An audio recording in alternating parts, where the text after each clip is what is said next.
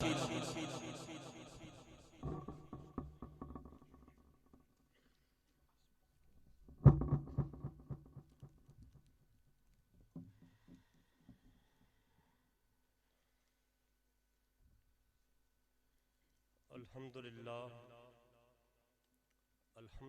رب العالمین والصلاة والسلام علی سید الانبیاء والمرسلین اما بعد فاعوذ باللہ من الشیطان الرجیم بسم اللہ الرحمن الرحیم ما کان محمد ابا احد من رجالکم ولکن رسول اللہ وخاتم النبیین وکان اللہ بکل شیء علیما صدق اللہ العظیم ان اللہ و ملائکتہ یصلون علی النبی یا ایھا الذین آمنوا صلوا علیہ وسلموا تسلیما اللہم صلی علی سیدنا مولانا محمد معدن الجود والکرم الصلاۃ والسلام علیک یا رسول اللہ الصلاۃ والسلام علیک یا حبیب اللہ الصلاۃ والسلام علیک یا رحمۃ للعالمین وعلی آلک وصحبک یا شفیع المذنبین۔ حمد و ثنا کے بعد سب سے پہلے میں شکر گزار ہوں مجاہد ختم نبوت ادارہ المنتہا کے روح رواں برادر مکرم فاضل جلیل حضرت علامہ خواجہ غلام دستگیر فاروقی صاحب کا کہ انہوں نے جس محبت سے یہ محفل سجائی اور داتا کی نگری سے مجھے مدعو کیا، باوجود اپنے بڑے ہیکٹک شیڈیول جس کو کہتے ہیں بیزی شیڈیول، انہوں نے جس محبت سے کہا اور جو مشن یہ لے کر چل رہے ہیں انکار کی گنجائش نہیں تھی، اور کچھ تاخیر ہوئی اس کی میں معذرت چاہتا ہوں۔ اور جو صدر مجلس ہیں حضرت خواجہ پیر محمد عبداللہ جان کے نور نظر، حضرت خواجہ پیر فخر عالم جان صاحب اور حضرت پیر قاسم علی ساکی صاحب اور اس ادارے کے دیگر میرے دوستوں بزرگوں، میں نے ابھی یہ کارڈ دیکھ رہا تھا کہ پیر محمد عبداللہ جان، جو پیر ہوتا ہے وہ جان ہی ہوتا ہے، جو جان سے پیارا نہیں ہوتا وہ پیر ہو ہی نہیں سکتا۔ ہم نقشبندیوں کو تو یہی لیسن دیا گیا ہے کہ شیخ کی جو عظمت ہوتی ہے غلامان مصطفیٰ کے قلوب و اذہان میں وہ جان سے بھی زیادہ ہوتی ہے۔ میرے دوستو، چند باتیں کرنے سے قبل میں، چونکہ بزرگ ہمارے ادھر تشریف فرما ہیں، میری گزشتہ برس جو کتاب آئی تھی سیرت پر، میں خواجہ صاحب آپ سے بھی ملتمس ہوں کہ اسٹیج پر تشریف لائیں، اور آپ اور پیر صاحب آپ بھی تشریف لائیں، مہمان ہیں، ہم سے بڑے ہیں۔ پیر قاسم علی صاحب ساکی کی موجودگی میں پیر فخر عالم صاحب کو یہ جمال سیرت پیش کرنا چاہوں گا۔ آپ لوگ سبحان اللہ بھی کہہ سکتے ہیں، نعرہ بھی لگا سکتے ہیں۔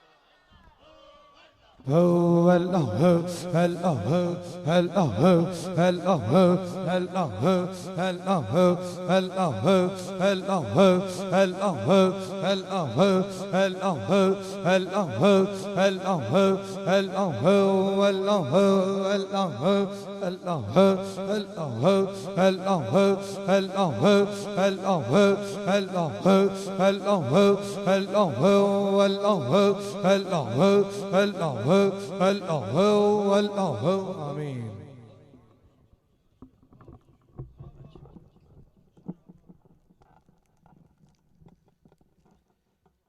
میں نے اس کتاب کا نام جو قبلہ پیر صاحبان جمال سیرت رکھا ہے، کیا رکھا ہے؟ جمال آفتاب نقشبند حضرت مولانا عبد الرحمن جامی رحمۃ اللہ علیہ۔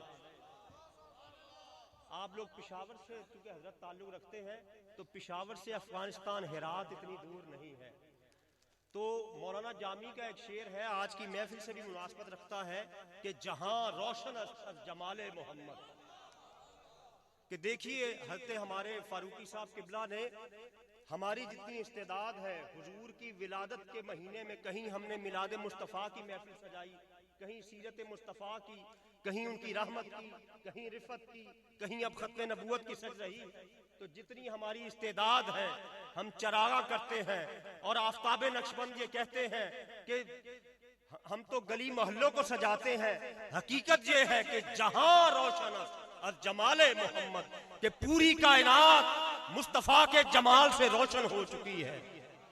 اور آگے فرماتے ہیں دلم تازہ گشت از وصال محمد، یہ دل آقا کی ملن کی آس میں بڑا تازہ رہتا ہے۔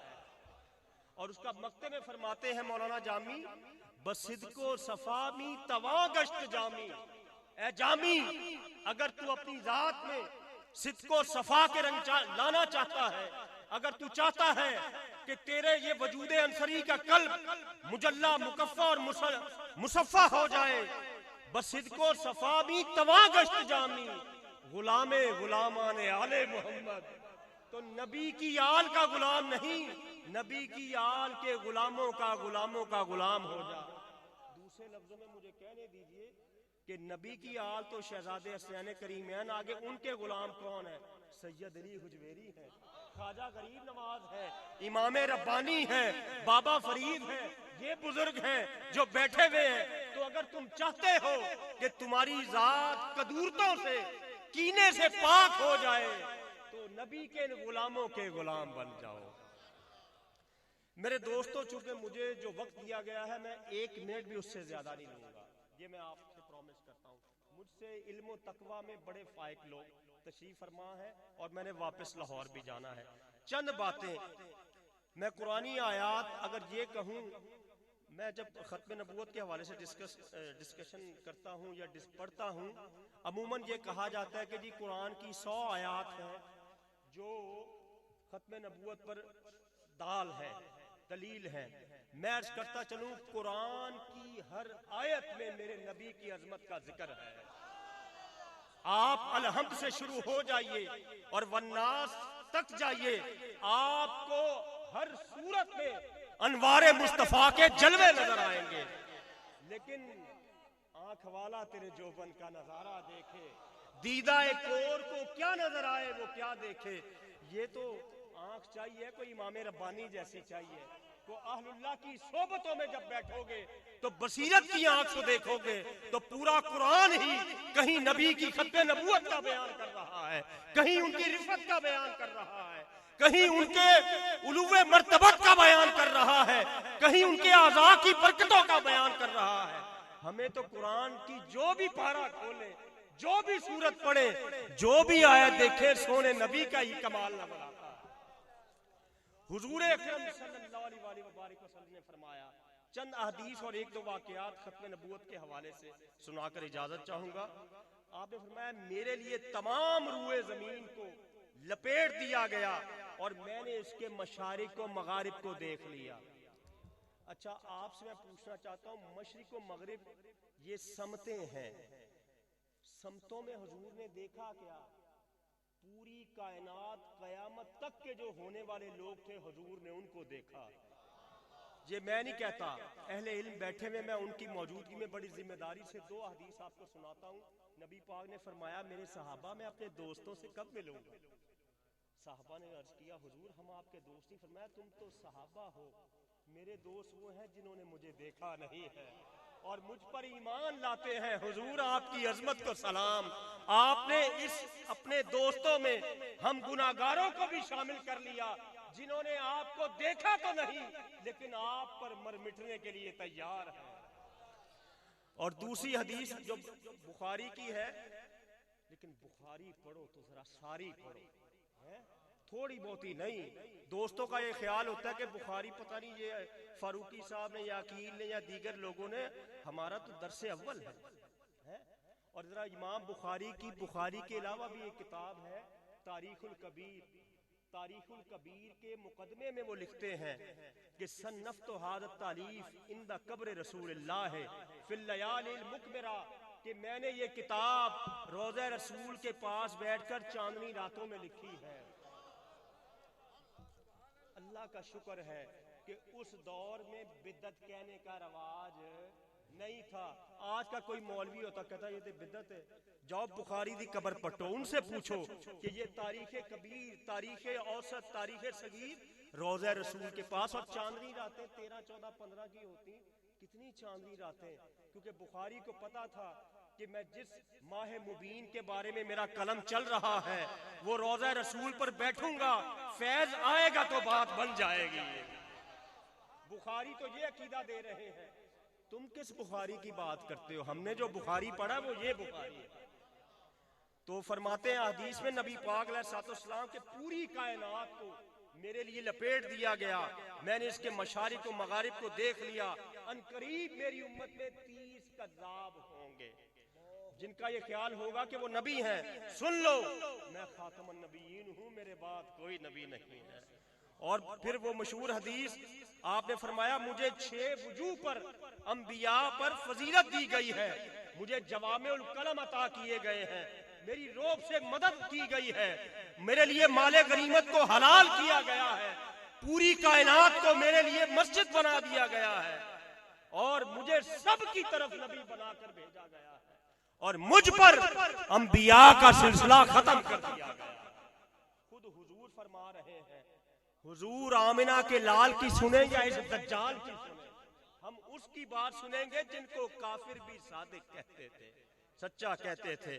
اور نبی پاک نے فرمایا میرے بعد کوئی نبی ہوتا تو عمر فاروق ہوتے۔ کیا مطلب؟ نگاہ نبوت دیکھ رہی تھی کہ بنی اسرائیل کے انبیاء میں جو کمالات ہیں جو فاروق کی ذات میں ہیں۔ ارے جس میں تو کمال موجود ہے وہ تو کہہ نہیں رہا میں نبی ہوں، جو فکری زوال کا شکار ہے، جو انگریز کے در کا دریوزہ گر تھا، اس کا ہاضمہ خراب ہوا، جس کا ایمان ثابت نہیں لوگ اس کو نبی کہتے ہیں۔ فاروق اعظم اور شیر خدا مشکل کشا کے لیے کیا فرمایا؟ فرمایا اے علی تیری اور میری مثال حضرت موسیٰ علیہ السلام اور ہارون علیہ السلام کی طرح ہے، لیکن میرے بعد کوئی نبی نہیں ہے۔ اور آپ دیکھیے نبی پاک علیہ السلام فرماتے ہیں میں اس وقت بھی خاتم النبیین تھا جب آدم ابھی پانی اور مٹی کے درمیان تھے۔ آپ اندازہ کر لیجئے۔ اور مسجد اقصیٰ میں معراج کی رات جبریل امین نے جب میرے آقا کا تعارف کروایا اور کہا اے گروہ انبیاء سن لو، یہ محمد رسول اللہ ہے اور یہ خاتم النبیین ہے۔ نام نبیوں کے بے شک بڑے ہیں، عظمتوں کے نگینے جڑے ہیں، مقتدی بن کے پیچھے کھڑے ہیں وہ جو پہلے سے آئے ہیں۔ اور سارے نبی آدم سے لے کر عیسیٰ تک سارے نبی میرے نبی کی عظمتوں کے ڈنکے بجاتے آئے ہیں۔ اور اللہ نے روزے الست میں ان سے وعدے لیے تھے اے انبیاء کرام تمہارے ناموں کے کلمے پڑھے جا رہے ہوں، تمہاری شریعتوں پر عمل ہو رہا ہو، لیکن جب میرا یہ نبی آ جائے، یہ آمنہ کا لال آ جائے تو تمہاری شریعتیں منسوخ، پھر کلمہ پڑھا جائے گا تو مصطفیٰ کا پڑھا جائے گا، کیونکہ جب سورج طلوع ہوتا ہے تو چراغوں کی ضرورت نہیں رہتی۔ حضور سراج منیرہ بن کے آئے ہیں، آپ ایسی روشنی لے کر آئے ہیں جس سے شرق و غرب میں اجالے ہو گئے، اور حضور کے ہوتے ہوئے ہمیں کسی اور کی ضرورت نہیں ہے۔ اور دیکھیے سارے انبیاء کے لیے قرآن نے ذکر کیا، ایک خاص گروہ کے لیے تھے، قرآن و حدیث میں ہمیں ملتا ہے بنی اسرائیل کے لیے تھے، اور ان کے لیے جملہ ملتا ہے وہ تھے اللہ تعالیٰ نے جب اپنے نبی کو بھیجا تو للعالمین نذیرا وما ارسلناک الا رحمۃ للعالمین یا ایھا الناس انی رسول اللہ الیکم جمیعا، پوری انسانیت کے نبی بن کر آئے ہیں۔ اور ان کے لیے آتا ہے سارے نبی تھے، میرے نبی کا جب آپ لوگ پڑھیے سارے لا الہ الا اللہ محمد رسول اللہ، اللہ کے سوا کوئی معبود نہیں، محمد اللہ کے رسول۔ اگر میں تھے کہوں تو آپ میرا یہ جملہ درست مانیں گے؟ ہیں تو جب ہیں، اور اصول یہ ہے کہ جب جو چیز ہوتی ہے تمام کمالات کے ساتھ ہوتی ہے، سورج طلوع ہوتا ہے تو پوری آب و تاب کے ساتھ طلوع ہوتا ہے۔ ان لوگوں کی عقل پر ماتم کرنے کو دل چاہتا ہے جو یہ تو کہتے کہ ختم نبوت زندہ باد، تو جو خاتم المرسلین ہے وہ ان کے بارے میں تمہاری کیا رائے ہے؟ ختم نبوت میرے آقا کی صفت ہے، صفت کو زندہ کہتے ہو تو موصوف جو ہے اس کی حیات کے بارے میں کیا آپ کی رائے ہے؟ ذرا سن لیجئے گا، حافظ ابن کثیر لکھتے ہیں نبی پاک علیہ السلام ایک بار صحابہ کے درمیان بیٹھے ہوئے تو آپ نے اوپر منہ کیا تو فرمایا وعلیکم السلام۔ اب صحابہ نے پوچھا یا رسول اللہ یہ کس کو سلاموں کے جواب دیے جا رہے ہیں؟ ذرا ہمیں بھی بتائیں۔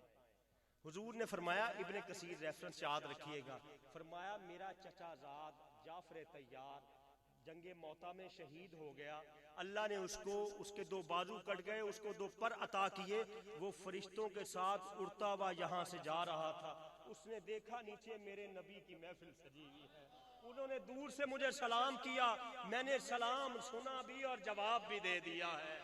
وہ نبی کہ ان کا کوئی غلام فضاؤں میں ہو، ان کو سلام کہے، جواب دیتا ہے، تو جلال پور میں آپ یہ اس خطے میں شکرگڑھ میں بیٹھے ہوئے لوگوں، آپ یہاں سے ان صوفیاء کی مجلس میں اپنے نبی پر سلام بھیجو گے، وہ نبی جواب کیوں نہیں دے گا؟ وہ نبی جواب کیوں نہیں دے گا؟ اور پھر دیکھیے شہید کی حیات یہ ہے کہ وہ فضاؤں میں اڑ رہا ہے، پتہ ہے زمین میں کیا ہو رہا ہے، جس نبی کا کلمہ پڑھ کے شہادت ملتی ہے تو اس نبی کی حیات کا عالم کیا ہوگا؟ ارے میرے نبی کی کوئی زمین کے اوپر سلام بھیجے اس کا بھی جواب دیتا ہے، میرا نبی کو کوئی فضاؤں میں سلام بھیجے نبی اس کا بھی جواب۔ اور سنیے گا وہی میرے نبی لجپال جب دنیا سے چلے گئے، عاشقوں کا امام، اس امت کا پہلا صوفی، تاجدار حق و صداقت، حضرت سیدنا ابوبکر صدیق رضی اللہ تعالیٰ عنہ، دیکھیے گا ذرا سنیے گا، بس چند منٹ جو میرا ٹائم ہے بالکل اس پہ گفتگو ختم کر دوں گا۔ صدیق اکبر کو حضور صدیق کا لقب جو ہے کس وجہ سے ملا تھا؟ کس وجہ سے؟ انہوں نے توحید کی تم رٹ لگاتے ہو کہ اللہ ایک ہے، کیا انہوں نے اللہ کہا تھا ایک ہے اس وجہ سے صدیق کا لقب ملا؟ کیا انہوں نے کہا کہ قرآن اللہ کی کتاب ہے اس پر لقب ملا؟ یہ ساری باتیں درست ہے، ان کو لقب ملا تھا نبی پاک کی عظمت کے اعتراف میں ملا تھا۔ اور پھر چھوٹا صدیق بھی نہیں، صدیق اکبر، صدیق اکبر اس کو کہتے ہیں جس کا عمل بھی سچا ہو، جس کا عقیدہ بھی سچا ہو۔ اور ان کے دور میں جب سرٹیفائیڈ کذاب، پروفڈ کذاب مسیلمہ کذاب نے نبوت کا دعویٰ کیا تو صدیق اکبر کو ظاہری بات ہے وہ نبی پاک کی پردہ فرما جانے کے بعد مشکل حالات تھے تو کچھ مشاورت جاری ہوئی، تو سنیے گا ہم نقشبندیوں کے امام کا نعرہ کیا تھا۔ فرمایا صدیق اکبر کو جنگل کے درندے بھی اٹھا کر لے جائیں تو صدیق اس مسیلمہ کذاب کو انجام تک پہنچا کر رہے گا۔ اور اس لشکر کی قیادت اکرمہ بن ابی جہل، خالد بن ولید اللہ، یہ لوگ کر رہے تھے۔ سنیے گا آپ مجاہدین ختم نبوت کی تو بات کرتے ہیں، میں آپ کو ایک ختم نبوت کی مجاہدہ کا بھی بتا دوں۔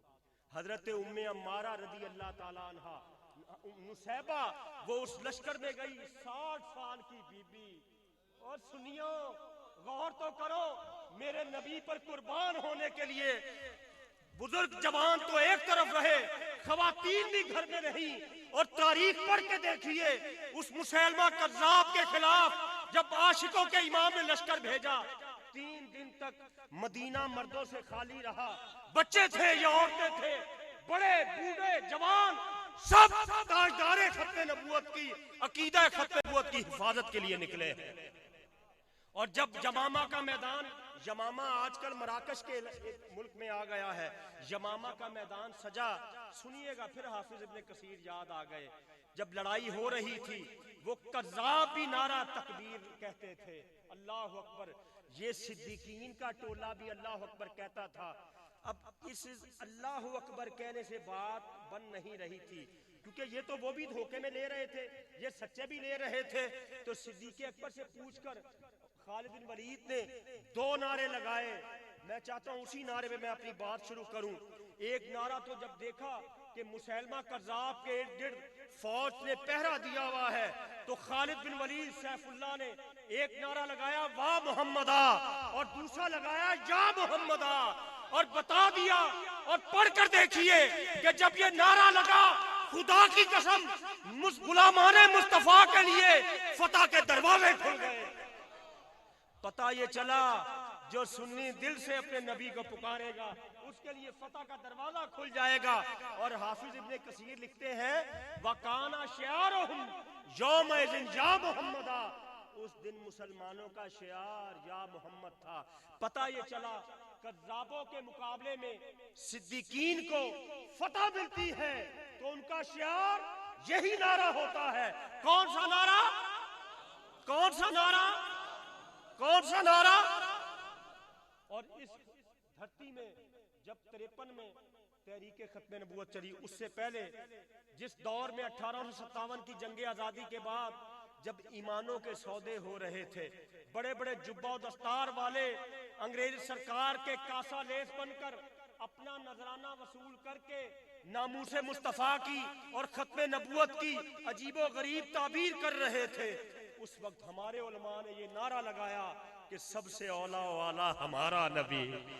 کون دیتا ہے دینے کا منہ چاہیے، دینے والا ہے سچا ہمارا نبی. اور پھر پاکستان بننے کے بعد جب یہ ریاست مدینہ کا پرتو، یاد رکھیے گا دنیا میں 2 ریاستیں نظر آتی ہیں، ریاست مدینہ جس کی بنیاد ہمارے پیارے نبی علیہ السلام نے رکھی، اور دوسری اس کے بعد پاکستان کی ریاست مارز وجود میں آئی. تو چند برس بعد ہی 1953 کی تحریک ختم نبوت. مجھے یہ اعزاز حاصل ہے کہ میرے والد ماجد 3 ماہ ختم نبوت میں ضلع منٹگمری جیل سائی وال میں خطیب اعظم پاکستان مولانا محمد شفیع اکاڑوی کے ساتھ قید رہے ہیں.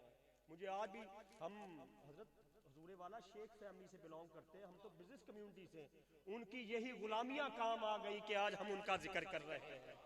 اور جب 53 کی تحریک میں مجاہد ملت مولانا عبدالستار خان نیازی کو جج نے کہا، اب سنیے گا جج نے کیا کہا، mister Niazi you will be hanged by neck till you are dead.